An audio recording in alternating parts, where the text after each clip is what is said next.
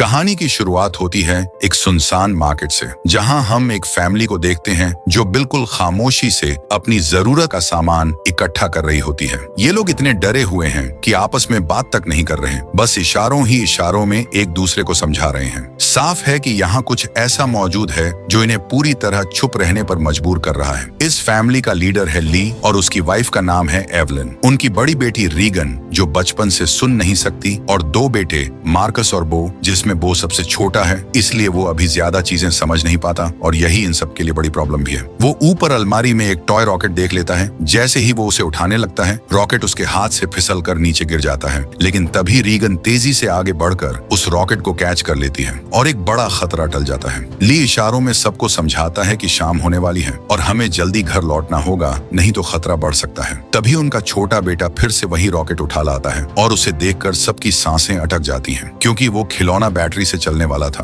और ऑन होते ही आवाज कर सकता था। ली तुरंत उसके हाथ से रॉकेट लेकर उसकी बैटरी निकाल देता है और उसे टेबल पर रख देता है। इसके बाद सब घर के लिए निकल पड़ते हैं, लेकिन बो उस रॉकेट को साथ ले जाने की जिद करता रहता है। इसलिए रीगन चुपके से बिना बैटरी वाला रॉकेट उसके हाथ में दे देती है और खुद भी बाहर आ जाती है, लेकिन किसी को पता नहीं चलता कि बो ने चुपके से उसकी बैटरियां भी उठा ली हैं। अब ये सब लाइन में चलकर घर की तरफ बढ़ रहे होते हैं और तभी हम देखते हैं कि जो शहर कभी रोशनी, गाड़ियों और लोगों की भीड़ से भरा रहता था, आज वो पूरी तरह वीरान हो चुका है। यहाँ इंसानों की तो बात ही छोड़ो, परिंदों की आवाज तक नहीं सुनाई देती। हर तरफ बस एक डरावनी खामोशी फैली हुई है। दुनिया में अब बहुत कम लोग जिंदा बचे हैं और ये 5 लोग भी उन्हीं में से हैं। इन्होंने अपने घर तक जाने वाले रास्ते पर रेत बिछाई है ताकि चलने की आवाज भी ना आए, और ये सब नंगे पांव उसी पर चलते हैं। मासूम बो रीगन के पीछे पीछे चल रहा होता है और अपने रॉकेट को लेकर बहुत खुश है, लेकिन तभी वो रॉकेट में बैटरी लगाकर उसे ऑन कर देता है और उसमें से म्यूजिक बजने लगता है। रीगन को कुछ सुनाई नहीं देता, लेकिन ली और एवलिन जैसे ही आवाज सुनते हैं, उनके चेहरे पर डर साफ दिखने लगता है। अचानक जंगल के बीच से एक खौफनाक मॉन्स्टर गोली की रफ्तार से बो की तरफ दौड़ता हुआ आता है। ली पूरी ताकत से उसकी तरफ भागता है ताकि रॉकेट बंद कर सके,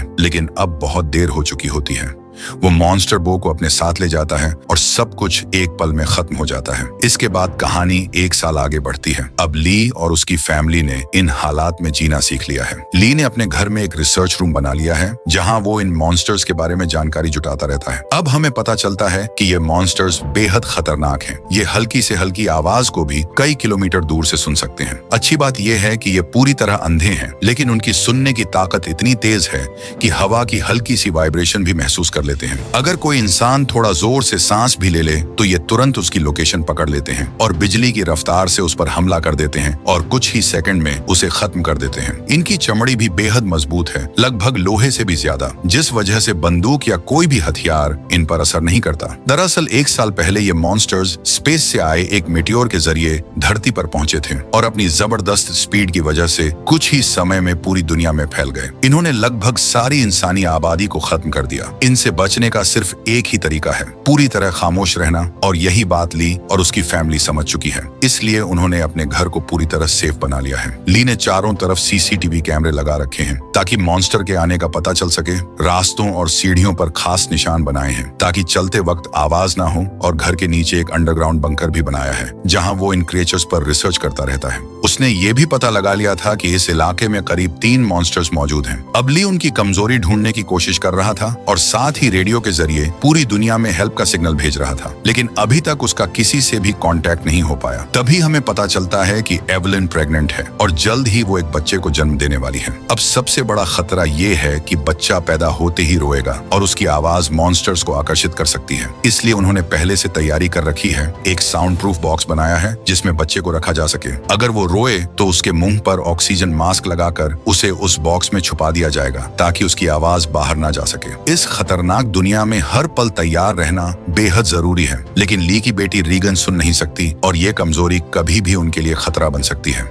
इसलिए ली उसकी इस समस्या को ठीक करने की कोशिश कर रहा है। वो उसके लिए एक कॉक्लियर हियरिंग एम्पलीफायर बनाता है और उसे रीगन को देता है, लेकिन रीगन खुश नहीं होती क्योंकि उसे लगता है कि पहले की तरह ये भी काम नहीं करेगा। ली पहले भी उसके लिए कई डिवाइस बना चुका है जो फेल हो चुके हैं, इसलिए वो गुस्से में उसे गिरा देती है। लेकिन जब वो उसे टेस्ट करती है तो इस बार वो सच में काम कर रहा होता है। जैसे ही उसे बाहर की आवाज सुनाई देती है, उसकी आंखों में आंसू आ जाते हैं। वो खुश भी होती है और साथ ही अपने छोटे भाई को याद करके दुखी भी हो जाती है। रीगन आज भी खुद को उसके मरने का जिम्मेदार मानती है। उसे लगता है कि अगर उस दिन उसने उसे रॉकेट ना दिया होता तो उसका भाई आज जिंदा होता। अब वो अपने पिता की मदद करके खुद को साबित करना चाहती है, इसलिए वो अंडरग्राउंड बंकर की तरफ जाती है। लेकिन तभी ली उसे रोक देता है और अंदर जाने से मना कर देता है, क्योंकि अब उसे रीगन पर भरोसा नहीं रहा। उसे डर है कि नीचे माइक्रोफोन, रेडियो और कई साउंड वाली चीजें हैं और अगर गलती से भी कोई आवाज हो गई तो सबकी जान खतरे में पड़ सकती है। अगले दिन ली अपने बेटे मार्कस के साथ नदी पर मछली पकड़ने जा रहा होता है। रीगन भी उनके साथ जाना चाहती है। वो ली से कहती है, प्लीज मुझे भी साथ ले चलो, लेकिन ली मना कर देता है और कहता है कि तुम्हारी माँ घर पर अकेली है, तुम उसका ख्याल रखो। ये बात रीगन को बहुत बुरी लगती है। उसे लगता है कि उसके पिता उसे प्यार नहीं करते।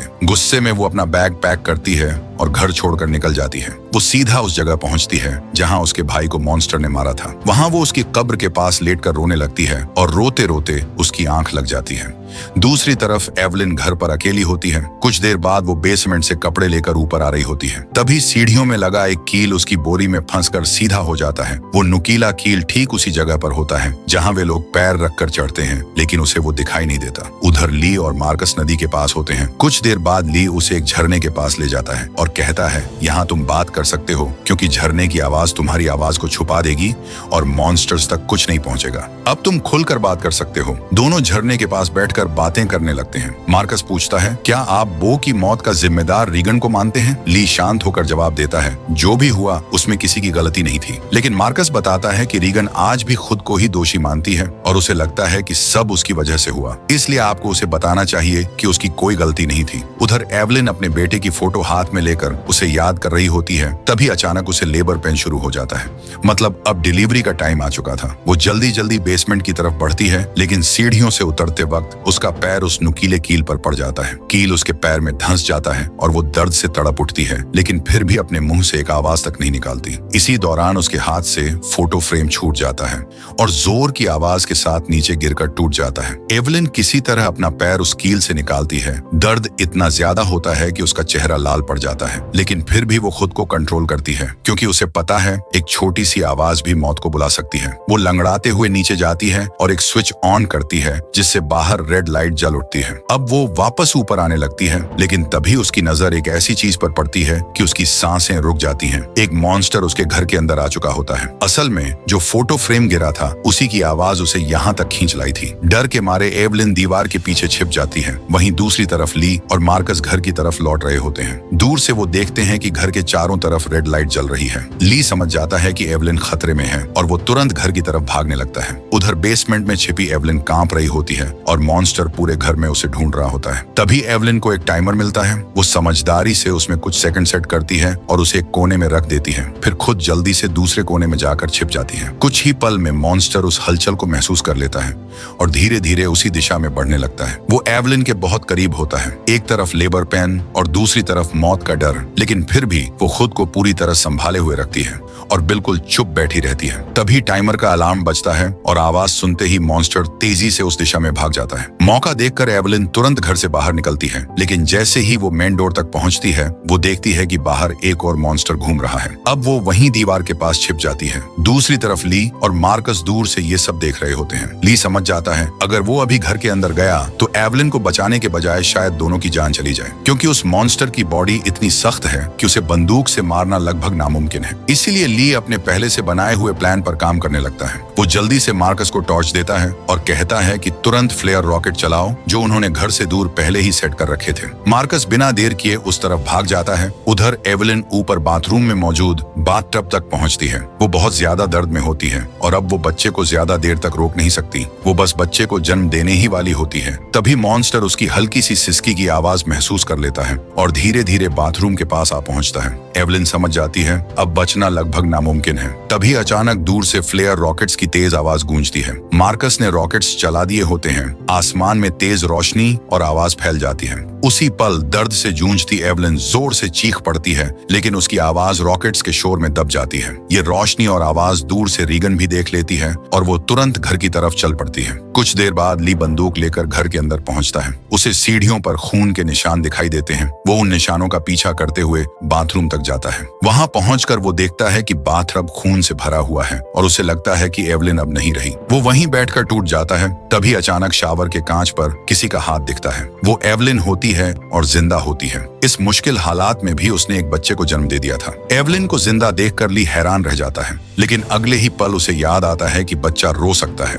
वो तुरंत एवलिन और बच्चे को उठाकर अंडरग्राउंड रूम की तरफ भागता है, जहां उन्होंने पहले से साउंड प्रूफ बॉक्स बना रखा था। लेकिन जैसे ही वो नीचे पहुंचने वाले होते हैं, बच्चा रोने लगता है। उस आवाज को सुनकर मॉन्स्टर तेजी से उनकी तरफ आने लगता है। ली जल्दी से अंदर घुसता है और दरवाजे को मोटे मैट्रेस से कवर कर देता है। फिर वो तुरंत बच्चे के मुंह पर ऑक्सीजन मास्क लगाता है और उसे बॉक्स के अंदर रख देता है, जिससे उसकी आवाज पूरी तरह बंद हो जाती है। अब जाकर दोनों थोड़ी राहत की सांस लेते हैं। ली एवलिन से कहता है कि उसने इन क्रिएचर्स की कमजोरी समझ ली है और जल्द ही वो ऐसा तरीका बना लेगा जिससे ये उनका कुछ नहीं बिगाड़ पाएंगे। उधर दूसरी तरफ रीगन भी घर लौट रही होती है। तभी उसे खेतों के बीच एक जलती हुई लाइट दिखाई देती है। वो धीरे धीरे उस लाइट की तरफ बढ़ती है, लेकिन उसे पता नहीं होता कि एक मॉन्स्टर उसकी आहट सुनकर उसके पीछे पीछे आ रहा है। जैसे ही वो मॉन्स्टर उसके करीब आता है, अचानक रीगन की कान की मशीन से एक तेज और अजीब फ्रीक्वेंसी निकलने लगती है। उस आवाज से मॉन्स्टर तड़प उठता है, जैसे उसके कानों में सुई चुभ रही हो। वो उस आवाज को सह नहीं पाता और तुरंत वहां से भाग जाता है। ये आवाज रीगन को भी परेशान करती है, लेकिन जैसे ही मॉन्स्टर दूर जाता है, वो आवाज भी बंद हो जाती है। रीगन समझ नहीं पाती कि अभी क्या हुआ और बिना ज्यादा सोचे वो आगे बढ़ जाती है। वो लाइट के पास पहुंचती है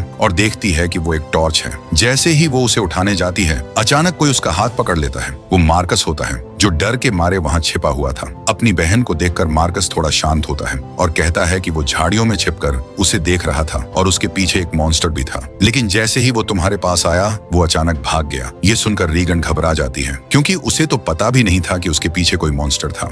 वहीं दूसरी तरफ एवलिन को अपने बच्चों की चिंता सता रही होती है। वो ली से कहती है, मुझे डर लग रहा है कहीं मॉन्स्टर ने बच्चों को कुछ कर ना दिया हो। तुम जल्दी जाकर उन्हें ढूंढो। ली अपनी वाइफ और बच्चे को अंडरग्राउंड रूम में सुरक्षित छोड़कर बाहर निकलता है। वो पहले आसपास खतरा चेक करता है, लेकिन मॉन्स्टर वहां से जा चुका होता है। हालांकि घर पूरी तरह तबाह हो चुका था और एक पानी का पाइप भी टूट गया था, जिससे पानी सीधे बेसमेंट में भरने लगा था। ली का ध्यान इस पर नहीं जाता और वो बच्चों को ढूंढने खेतों की तरफ निकल जाता है। उधर मार्कस और रीगन अनाज की टंकी के ऊपर छिपे होते हैं और आग जलाते हैं ताकि उनके पिता उन्हें देख सकें। कुछ देर बाद पानी के शोर से एवलिन की आंख खुलती है। वो देखती है कि पूरा बेसमेंट पानी से भर चुका है। पानी ऊपर से झरने की तरह अंदर आ रहा है। तभी उसकी नजर बच्चे के बॉक्स पर पड़ती है। बॉक्स खुला हुआ होता है, लेकिन अंदर से कोई आवाज नहीं आ रही होती। वो घबराते हुए बॉक्स की तरफ बढ़ती है। तभी उसे सामने पानी में एक मॉन्स्टर दिखाई देता है। एवलिन डर जाती है। उसे लगता है कि शायद मॉन्स्टर ने बच्चे को खा लिया, क्योंकि बॉक्स उससे काफी दूर होता है और वो अंदर देख नहीं पाती। वो धीरे धीरे बॉक्स की तरफ बढ़ती है और मॉन्स्टर भी पानी में उतरकर वहीं आसपास घूम रहा होता है। जैसे ही वो बॉक्स तक पहुंचती है, वो देखती है कि बच्चा सुरक्षित है और उसने आवाज नहीं की, इसलिए उसकी जान बच गई। एवलिन बच्चे को उठाकर एक कोने में खड़ी हो जाती है, लेकिन मॉन्स्टर अभी भी पास ही मंडरा रहा होता है। अगर बच्चा जरा सा भी रोता तो सब खत्म हो जाता। दूसरी तरफ रीगन और मार्कस अपने पिता का इंतजार करते करते थक जाते हैं। रीगन को लगता है कि वो नहीं आएंगे और वो अकेले घर जाने का फैसला करती है, लेकिन मार्कस को अपने पिता पर भरोसा होता है। वो उसे रोकने की कोशिश करता है, लेकिन जैसे ही वो आगे बढ़ता है, टंकी का ढक्कन खुल जाता है और वो अंदर गिर जाता है। गिरते वक्त उसके मुंह से आवाज निकल जाती है। उसी आवाज को सुनकर घर में मौजूद मॉन्स्टर तुरंत उसकी तरफ भागता है, जिससे एवलिन तो बच जाती है, लेकिन अब मार्कस खतरे में पड़ जाता है। अनाज से भरी टंकी दलदल जैसी होती है। जितना मार्कस बाहर निकलने की कोशिश करता है, उतना ही अंदर धंसता जाता है। रीगन तुरंत टंकी का दरवाजा तोड़कर अंदर कूदती है और आखिरी पल में मार्कस को पकड़कर बाहर निकाल लेती है। दोनों ऊपर बैठ जाते हैं और किसी तरह बच जाते हैं, लेकिन उनकी हलचल मॉन्स्टर सुन लेता है और वो तेजी से टंकी की तरफ बढ़ने लगता है। ली दूर से ये देख लेता है और समझ जाता है कि उसके बच्चे खतरे में हैं। अगले ही पल मॉन्स्टर टंकी के अंदर कूद पड़ता है और उनकी तरफ बढ़ता है। तभी अचानक रीगन की कान की मशीन से फिर वही तेज फ्रीक्वेंसी निकलने लगती है। वो आवाज मॉन्स्टर के लिए असहनीय होती है और वो तड़प कर वहां से भाग जाता है। रीगन और मार्कस मौत के मुंह से बच निकलते हैं और बाहर आ जाते हैं।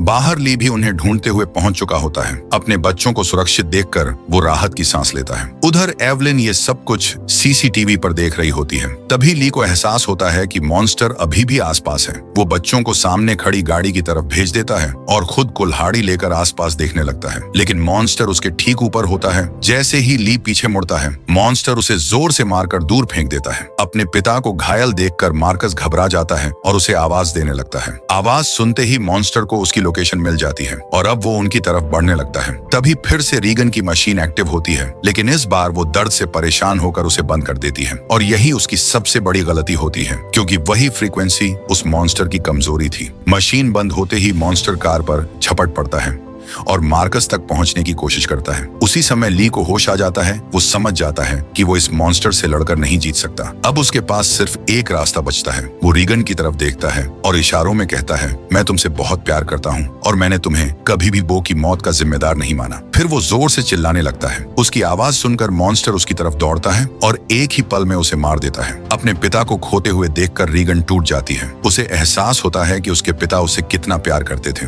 मॉन्स्टर वहां से चला जाता है। उधर एवलिन ये सब सीसीटीवी में देख रही होती है। तभी रीगन गाड़ी स्टार्ट करके मार्कस के साथ घर पहुंचती है। एवलिन अपने बच्चों को गले लगा लेती है, लेकिन तभी वो देखती है मॉन्स्टर फिर से उनकी तरफ आ रहा है। तीनों तुरंत घर के अंदर चले जाते हैं। वहां मार्कस और रीगन अपने छोटे भाई को देखते हैं और रीगन को एहसास होता है कि उसके पिता उसकी मशीन के लिए कितनी मेहनत कर रहे थे। अब वो उन्हें बहुत मिस करने लगती है। कुछ देर बाद मॉन्स्टर घर के अंदर आ जाता है। एवलिन बंदूक लेकर उसके सामने खड़ी हो जाती है, लेकिन उसे पता है कि गोली उसका कुछ नहीं बिगाड़ सकती। तभी जैसे ही मॉन्स्टर उनकी तरफ बढ़ता है, रीगन के कान में दर्द होने लगता है और उसी समय मॉन्स्टर भी तड़पने लगता है। रीगन समझ जाती है उसकी मशीन और मॉन्स्टर के बीच कोई कनेक्शन है। उसे अपने पिता की रिसर्च याद आती है और उसे समझ आ जाता है कि ये हाई फ्रीक्वेंसी साउंड ही उसकी कमजोरी है। वो तुरंत अपनी मशीन का पावर बढ़ा देती है और आवाज और तेज हो जाती है। मॉन्स्टर दर्द से तड़पने लगता है। उसकी बॉडी का आर्मर खुलने लगता है। एवलिन भी समझ जाती है कि यही मौका है। रीगन मशीन को माइक्रोफोन से जोड़ देती है, जिससे आवाज और भी तेज हो जाती है। अब मॉन्स्टर पूरी तरह कमजोर हो चुका होता है। जैसे ही उसका मुंह खुलता है, एवलिन सीधे उसके मुंह पर शॉटगन से फायर कर देती है